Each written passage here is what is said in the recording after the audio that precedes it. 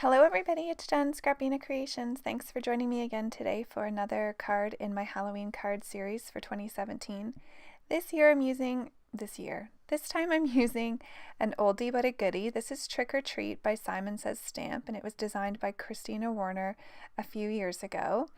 I stamped this out at a friend's house. I don't have this set, I've always wanted it, and so I decided to stamp some of the images out and color them up. I am currently participating in the 30-day marker challenge, or the daily marker challenge for 30 days, and that's held by Kathy Rakusin, and you can play along for the entire month or part of the month. The idea is just to color a little bit every day to help us relax and just take some time for ourselves. So I colored these images up one night after getting home from work, and so I turned the camera on and had a lot of fun coloring these up. So all of the colors are going to be on the left hand side of the screen, as you can see there.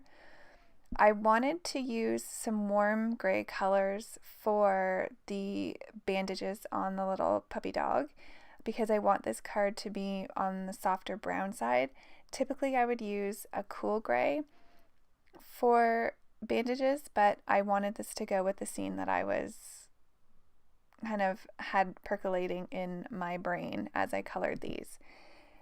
So I'm going to color the tabby. This is a tabby cat with warm grays as well, and so this ties in to the bandages. This is why I chose to do the warm gray for the bandages. And I put a coat of the lightest down, the W1, and then I'm going back darkest to lightest. So I'm using dark here just to do the little tabby stripes, and then I'm going to blend that out, moving down from darkest to lightest. And then I'm using a little bit of R24 inside the ears and the little blush. Then I'm going to come in, I'm going to do the cape and the mask in a black color.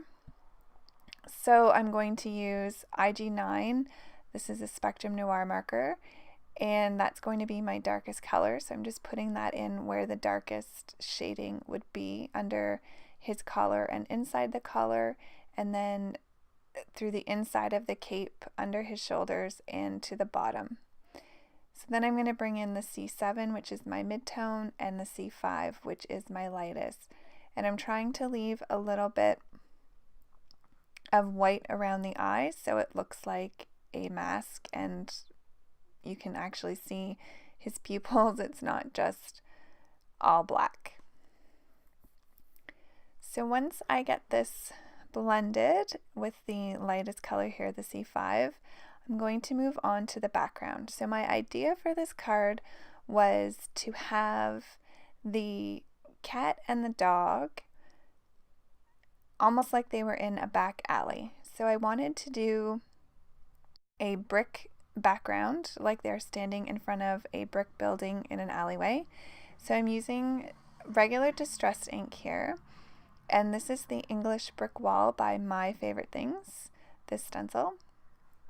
So I'm bringing in two of the colors here to do the wall, and I'm trying to make sure that it's not a smooth blend because I want it to be a night scene. You're going to see here I'm going to use some black soot all over this, and I kind of wanted it to be like someone kind of stumbled upon them and shone a flashlight on them, sort of. So if that makes sense, so that they're in the light a little bit and then everything around them is dark, but you can still tell that they're in a dark alley.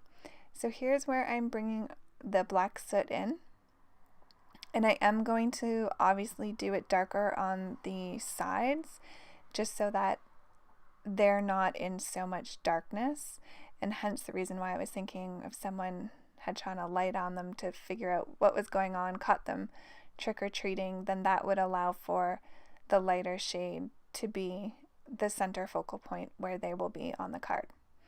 So I just used a stitched rectangle die here, and I cut that out with my Big Shot, And then I decided that I wanted to have a border on the card, but I wanted it to match. So I brought in my warm gray, my W1, just so that it would match the warm colors of the card and it wasn't that stark white for this panel to sit on. You could use like an ivory color paper if you had that as well.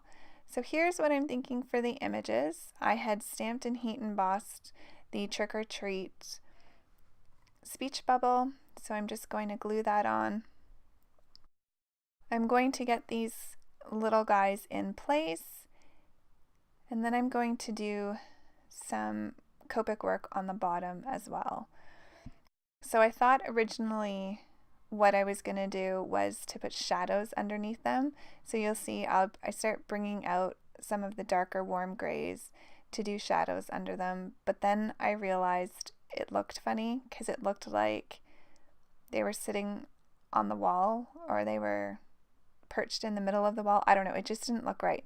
So in the end, I end up taking this C7 and making it look like that's the ground, so you can't actually see the brick underneath them. So here's some still shots. I hope you guys enjoyed this card, and I'll see you soon for another card. Bye!